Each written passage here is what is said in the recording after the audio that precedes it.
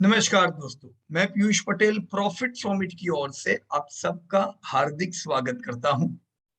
आइए दोस्तों, जब बाजार लाइफ टाइम हाई पे है, एक एक्सरसाइज में आप सबको याद करा दूं जो आप लोग किया करते थे जब बाजार जबरदस्त गिरा हुआ था। गिरते बाजार में किन चीजों का ध्यान रख के आपने पोर्टफोलियो बनाया। अब जबकि 4-5 साल के लंबे म्यूटेड फेज से जब जीडीपी बाहर निकल रही है, जब ग्लोबली आप लोग अच्छी चीजों को देख रहे हैं और आप स्टॉक मार्केट को नई ऊंचाई पे देख रहे हो, तब हम किन चीजों का ध्यान रखें। मैं दोस्तों बिल्कुल बेसिक से वापस शुरू करता हूं। हम लोगों ने ये चीजें सीखी हुई है कि अगर मेरी इनकम है 100%, तो मेरा ये गोल होना चाहिए कि ये जो मेरा सोर्स नंबर 1 है जहां से मैं इनकम पा रहा हूं, वो एक समय पे 25% हो जाए और कुछ ऐसी मल्टीपल इनकम सोर्स में खड़ी करूं इन्वेस्टमेंट में से कि अलग अलग सोर्सेस के द्वारा मेरी इनकम बढ़ती जाए। आज से मैं ये प्रयास करूं, 10 साल बाद, 15 साल बाद कुछ ऐसा हो कि जो मेरी आज एक इनकम सोर्स है, कल मल्टीपल सोर्स हो और अलग अलग जगह से मेरे एसेट्स में पैसे आते जाए, एसेट्स कंटिन्यू बढ़ती जाए। तो इन्वेस्टमेंट 2, इन्वेस्टमेंट 3, इन्वेस्टमेंट 4 में किस प्रकार से अलग अलग इन्वेस्टमेंट करूं जो मेरी इनकम को आने वाले समय में बढ़ाए।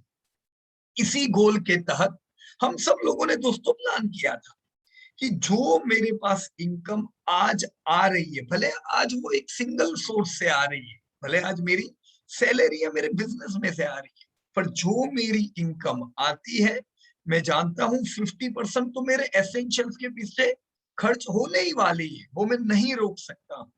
पर 20% सीधा जैसे मेरे पास 100% इनकम आई, यानी जैसी मेरी सैलरी क्रेडिट हुई या मेरे बिजनेस की इनकम हुई, 50% कॉस्ट होने वाली है, इसको ध्यान में रखो। 20% सीधा मैं मेरे इन्वेस्टमेंट फंड में पैसा जाने दूं। 50-20-30, यानी 50 के बाद 20, अब कुछ बचता है तो मैं ये 20% से मेरी वांट पूरी करूंगा। नॉर्मल लोगों की तरह पहले एसेंशियल, फिर वांट और फिर बचे तो इन्वेस्टमेंट, वो थियरी पे हम नहीं चलेंगे। हम 50-30 फिर कुछ बचे तो 20 नहीं, 50-20-30 का हम सब लोगों ने एक दूसरे को वादा किया था और मुझे पूरा भरोसा है आप लोग इस पे आगे चल चुके हो। अब अगर आप लोग इन्वेस्टमेंट के लिए एक फंड को एलोकेट कर रहे हो, तो मैं साथ में ये भी मानता हूं कि आप 50% सेविंग फंड कर रहे हो, यानी ये आप सिक्योरिटी के लिए कर रहे हो। यहाँ पे हमें कोई हाई परसेंटेज रिटर्न नहीं चाहिए, मुझे सिर्फ सेफ्टी चाहिए, सेफ्टी वाली सेविंग कि जो मुझे जरूरत में काम लगे। और बाकी का 50% जो मेरा इन्वेस्टमेंट फंड है, वो मैं वेल्थ के लिए निवेश करूं।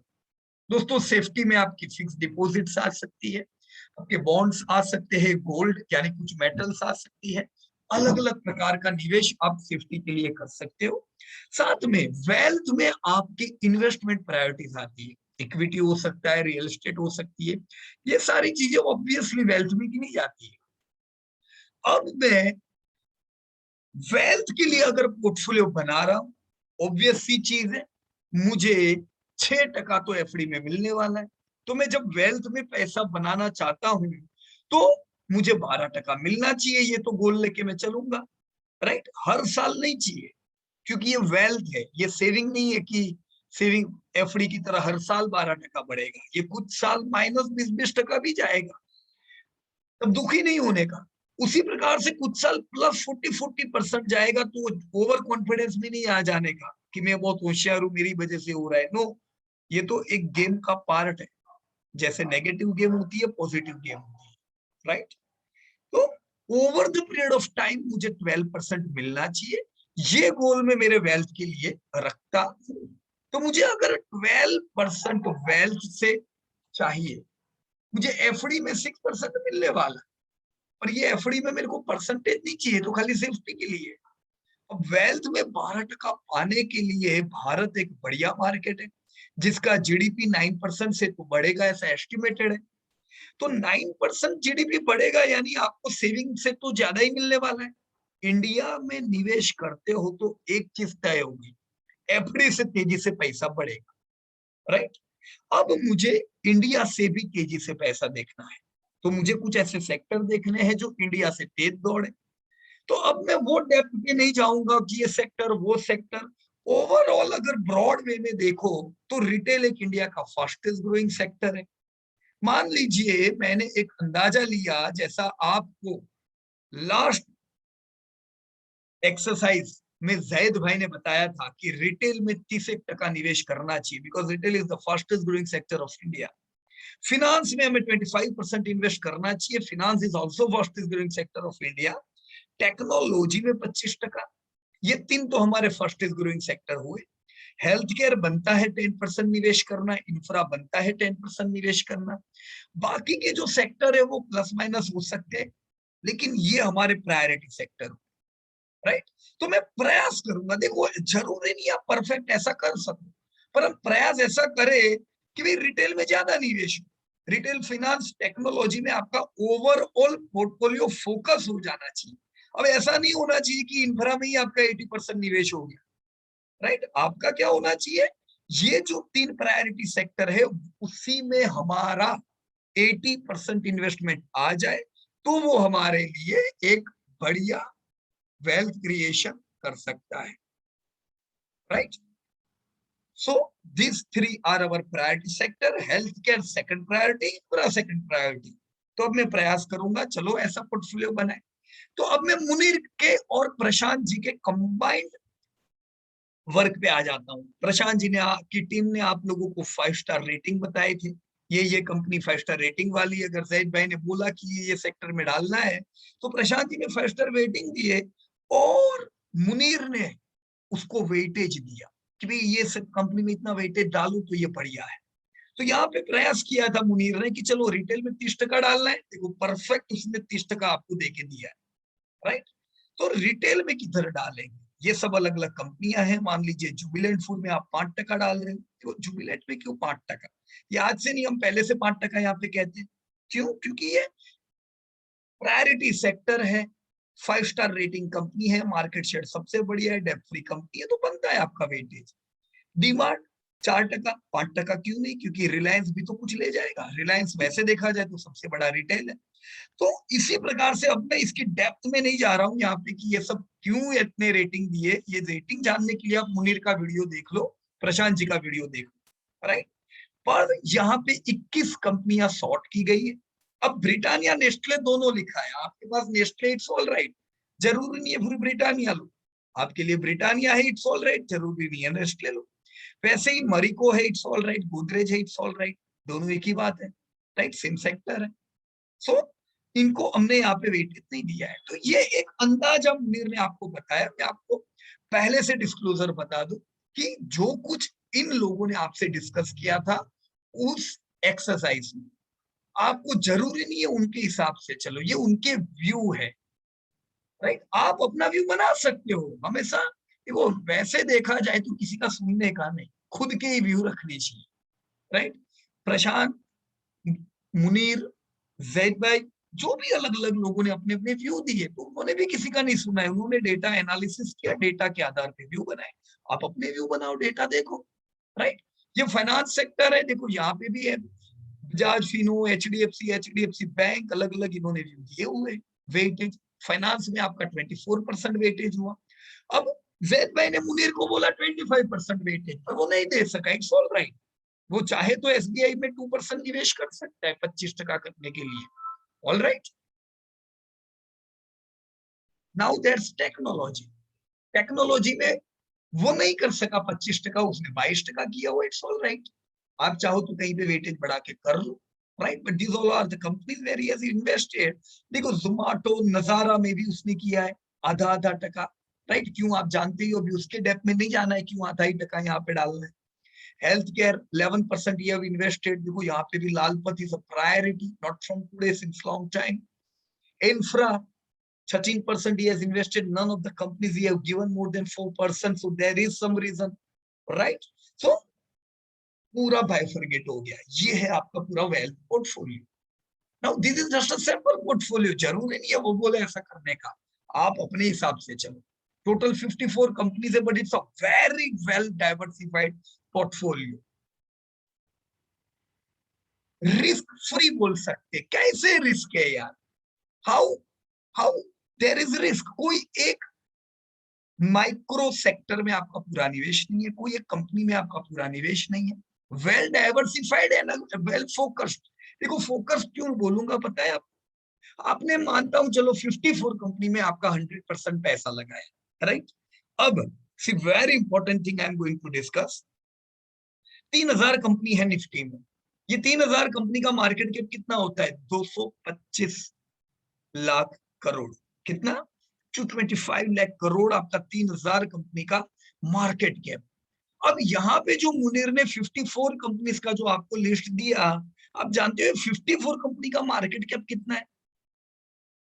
This is the market cap. Can you C?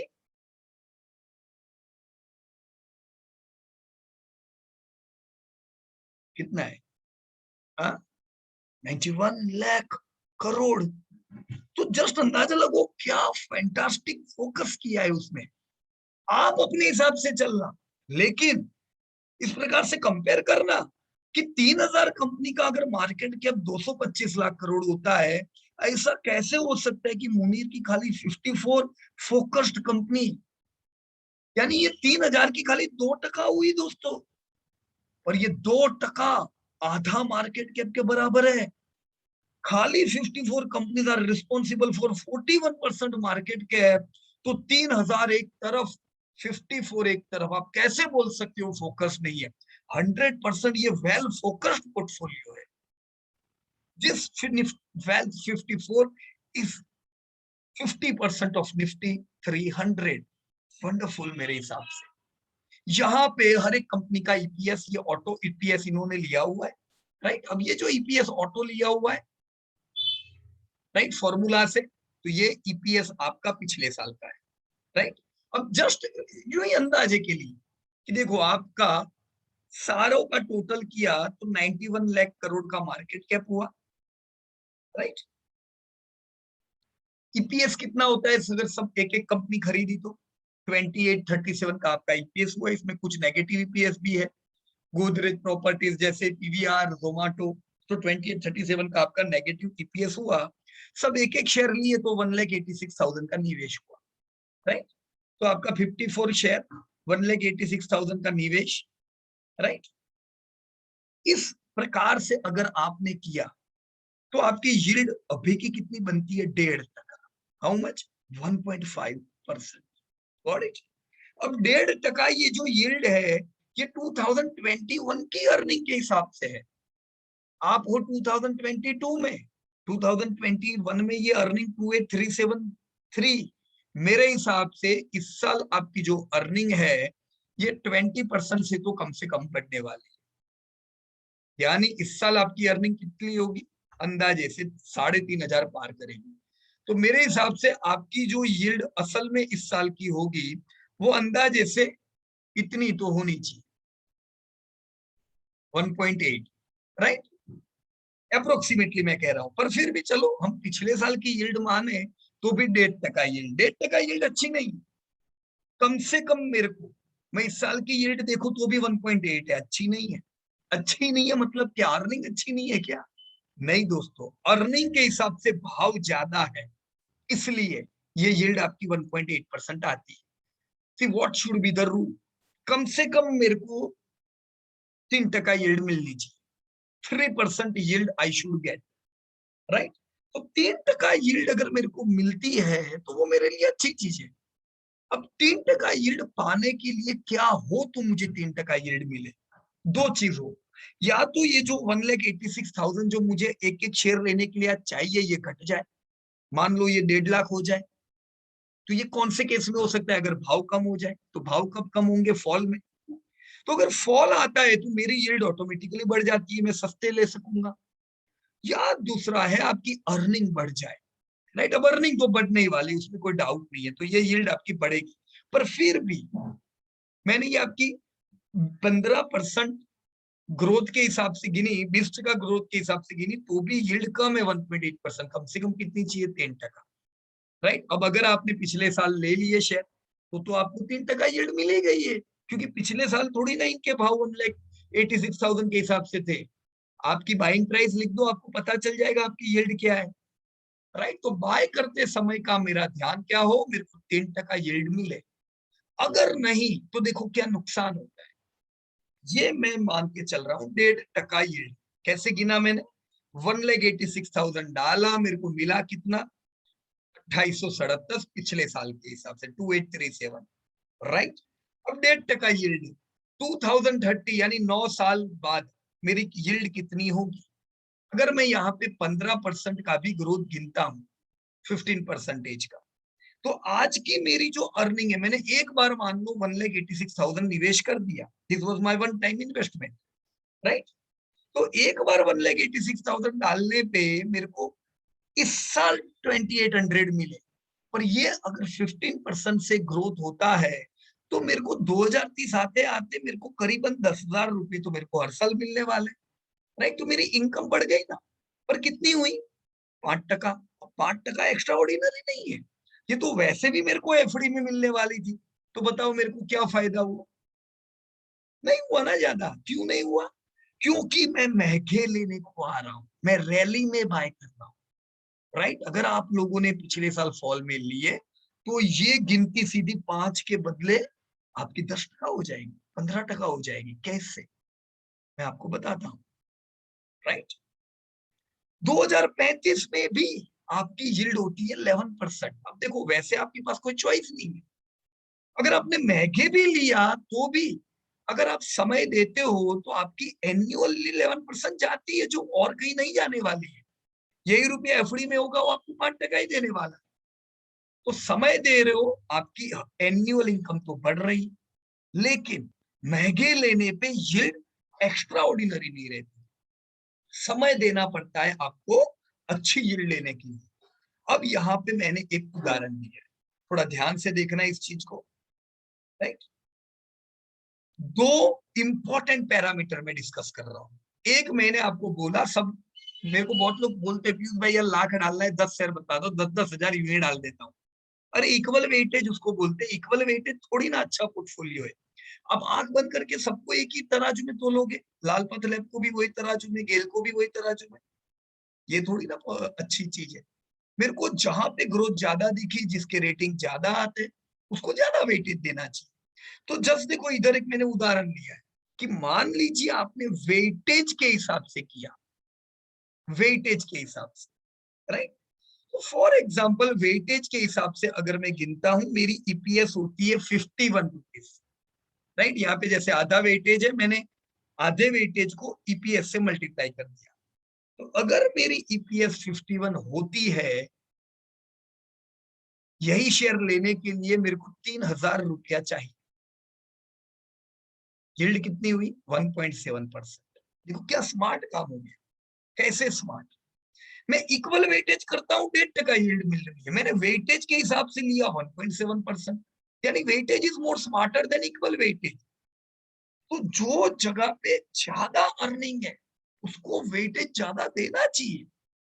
Right. Automatically yield बढ़ती है कि नहीं बढ़ती है? अपनी हमने कुछ भी नहीं किया, but yet your yield has been increased. Right. So this is smart. Don't go with this equal weighted portfolio. Create weightage adjust करते जाओ, जहां कंफर्टेबल लगता है, जहां ग्रोथ ज्यादा लगता है वहां पे वेटेज बढ़ाते जाओ, जहां पे धोखे आते जा रहे धीमे धीमे वेटेज घटाते जाओ। It is going to give you more better earnings. एक ये पैरामीटर था इक्वल वेटेज एंड वेटेज के हिसाब से। दूसरा, इफ प्राइस फॉल्स 25%। अब देखो आप में से ज्यादा लोग कहते हो पीयूष भाई 25% मेरा तो पोर्टफोलियो बढ़ गया। तो मैं ये मान के चलता हूं कि आपने 25% डाउन था तब लिया, या तो फिर जब 25% गिरे तब लेते। तो सीधी बात है, आपने कब लिया? जब आपके शेयर की प्राइस का टोटल करो तो 1,39,000 होता था। राइट। वेटेज के हिसाब से अगर भाषा में मैं देखूं तो 25% डाउन मतलब आपका भाव 2,300 रुपया था। ये सब शेयर लेने के लिए। तो 2300 अगर भाव था, ऑटोमेटिकली आपकी यील्ड जो आज 1.7 है, आपने सस्ते लिया तो 2.2 हो गई। राइट और रॉन्ग? दो चीज है, अगर आपने पहले ले लिया है और आज 25% बढ़ा है तो ऑलरेडी आपको यील्ड मिल रही है अच्छी, या आप शांति से जब भी कोई अपॉर्चुनिटी बाजार में मिलती है तब लेते हो, तो ऑटोमेटिकली आपकी यील्ड बढ़ जाती है। अब 2.2% ये आज की है। मैं आपको ये 14 ईयर्स फ्रॉम नाउ की अगर कहानी बताऊं तो वैसे आपको हर साल का 12% मिलने वाला था। 12% एन्युअल इनकम आपको मिलने वाली थी बैठे बैठे जिंदगी में, वो भी बढ़ती रहती, पर 12% मिलती, वो सीधी 16% हो गई। तो ये 16% is a very good income, annual income, right? तो एन्युअल 16% अगर मेरे को कहीं से मिलता है तो ये तो सही में मेरे लिए इट्स गुड अपॉर्चुनिटी। पर मैंने क्या किया, मैंने खाली इक्वल वेटेज नहीं रखा, मैंने प्रॉपर वेटेज के हिसाब से सेग्रीगेट किया। और दूसरा, मैं फॉल में बाय कर रहा हूँ, अपॉर्चुनिटी देख रहा हूं और मैं अपॉर्चुनिटी का फायदा उठा रहा हूं। या तो आपने फॉल में ले लिया या भविष्य में फॉल आएगा तब लोगे, तो दोस्तों इतनी बड़ी गैप मिलेगी। एक निवेशक, ए इन्वेस्टर 12% कमा रहा है, इन्वेस्टर भी 16% कमा रहा है, मतलब कितना टका ज्यादा हुआ जानते हो? 4%। 4%, यानी करीबन 35% ज्यादा इन्वेस्टर ए से इन्वेस्टर बी पा रहा है। Wonderful, extra ordinary. यही चीज अगर आपने पहले ली थी, आज आपके कई शेयर डबल ट्रिपल हो चुके हैं। आप में से वो लोग जिन्होंने 2014 में लिया तो 5-5 10-10 गुना है, और जिन्होंने पहले लिए वो तो कितने ही बड़े हुए। तो जितने सस्ते लिए उतना बढ़िया, राइट? अब अगर खाली 50% कम भाव के आपने लिए हुए हैं तो आपकी अर्निंग 3.3% है। देखो नियम पे आ गए ना। मतलब मेरे को लेना कब था, जब यही सब शेयर आधे थे तब, या तो फिर मुझे जब भविष्य में अपॉर्चुनिटी मिलती है, शेयर गिरते हैं तब मैं लूं, तो मेरी यील्ड ऑटोमेटिकली, देखो शेयर वही है, अर्निंग वही है, खाली भाव की बात चल रही है। 3.3% यील्ड आ गई दोस्तों। दोस्तों सबसे इंपॉर्टेंट थिंग, सेम पोर्टफोलियो जो मुझे 12% देता था सालाना खाली, ये खाली एफडी से डबल है, फिर भी मैं बोलता हूं खाली, ये वही पोर्टफोलियो मुझे हर साल के 24% दे रहा है। क्यों? क्योंकि मैंने ये सब सस्ते में ले लिया, या मैं भविष्य में यही सब सस्ते लेने वाला हूं। ऑलराइट? तो बहुत होशियार होने की जरूरत नहीं है दोस्तों। मेरे को क्या करना है? Opportunity, opportunity. आपने खाली अपॉर्चुनिटी देखी और आपको डबल इनकम हो रही है। जस्ट अंदाजा लगाओ, इन्वेस्टर ए ने 10 लाख लगाए थे, उसको हर साल 1,20,000 मिल रहे, और इन्वेस्टर बी को हर साल 2,40,000 मिल रहे। दोनों के पास सेम शेयर है, फर्क ये है एक ने फॉल में खरीदा, एक ने रैली में खरीदा। Right friends? So congratulation to all of you जिन्होंने फॉल्स के भर भर के फायदे उठाए, और congratulation to all of you जो आने वाले फॉल के तैयारी पहले से रखते हो, घबराते नहीं हो जब भी बाजार गिरता है तो। Right? This is the way you can create your wealth portfolio. दोस्तों एक देखो, मैंने यहाँ पे लॉन्ग टर्म गोल हमारा क्या होना चाहिए? Buy during fall and buying, buy during falls and क्या आना चाहिए इधर? Avoid buying during rally. Right और रॉन्ग? ये मैंने पूरा निफ्टी का इतिहास बताया। मैं इधर था, इधर इधर 2000 में, मेरी कहानी बताऊं आपको, ये समय पे 2005 6 7 में मैं सोचता था मैं क्यों 2002 में नहीं था। कितने सस्ते शेयर थे, ये एलएनटी कुछ भी नहीं था, ये रिलायंस कुछ भी नहीं था। तो मैं यहाँ था, मैं हमेशा दुखी रहता था, मेरे हाथ से ये, मैं क्यों ये टाइम पे बाजार में नहीं था। रैली आई, फॉल भी आया, मैं घबरा गया। थैंक्स गॉड मैं एजुकेशन लेता था, मैंने इन्वेस्ट किया था अपने आप पे, तो ये फॉल का मैं फायदा उठा सका। और मैं जानता था कि रैलीज और फॉल तो एक पार्ट है, आज भले फॉल में है मेरा मार्केट, 6 साल से नहीं चल रहा है, but coming time I am going to see huge rally. और वो रैली हमने देखी, पर जब रैली आई तो वापस आंख बंद नहीं कर दी कि ओके अब जिंदगी भर रैली चलेगी। वो रैली के बाद भी फॉल आया, ये फॉल में भी घबराए नहीं, फॉल में एक्यूमुलेट किया, वापस रैली आई। कितने सारे बार हम सब लोगों ने मीटिंग्स की, हम सब लोगों के कितने रिकॉर्डिंग्स थे इस समय के, और हम क्या कहते थे, अपना टाइम आएगा। अब आप लोगों ने यहाँ पे बढ़िया माल लिया, कॉन्ग्रेचुलेशन, आप लोगों ने पेशेंस दिखाया, आपका पोर्टफोलियो बढ़िया है, ये मेरी वजह से नहीं, आपके डिसीजन की वजह से, आपने जो पेशेंस दिखाया उसकी वजह से है। अब देखो तेजी आई है, वापस बहुत से निवेशक आएंगे। हर बार निवेशक कब आते, तेजी में आते हैं। तो ये हर निवेशक तेजी में क्या करते हैं, ये फंसते हैं कि नहीं फंसते, राइट। अभी भी तेजी है, बढ़िया रहेगी, पर हर तेजी के बाद क्या आता है, फॉल आता है। तो भविष्य में फॉल आएंगे, आएंगे भविष्य में, तेजी फॉल सब आने वाला है। आपने माल ले लिया फॉल में, अब तेजी में आराम करो।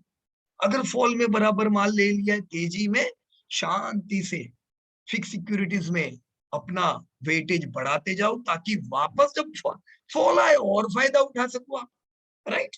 सो बी प्रिपेयर्ड, बी प्रिपेयर्ड।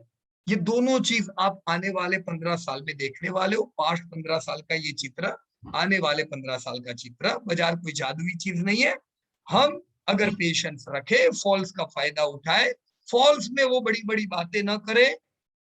हम फॉल्स में साइंटिस्ट हो जाते हैं और इतने सारे एनालिसिस करते जितने हमने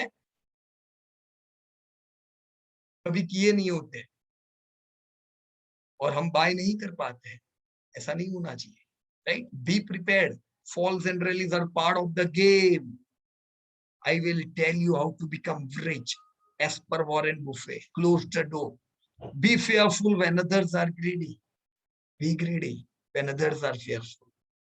Congratulations to each and every person who have accumulated and who did their SIP during this whole falling periods. And congratulations for 16,000. Do not worry, it is just a tip of the iceberg. We are going to see 19,000 in coming few years. और आने वाले दशक में हम 30,000 भी देखेंगे, पर कोई भी चीज सीधी रेखा में नहीं जाएगी। फॉल्स तो आने ही वाले, उसका पूरा फायदा उठाए। धन्यवाद दोस्तों, thank you very much and best of luck to everyone. जय हिंद।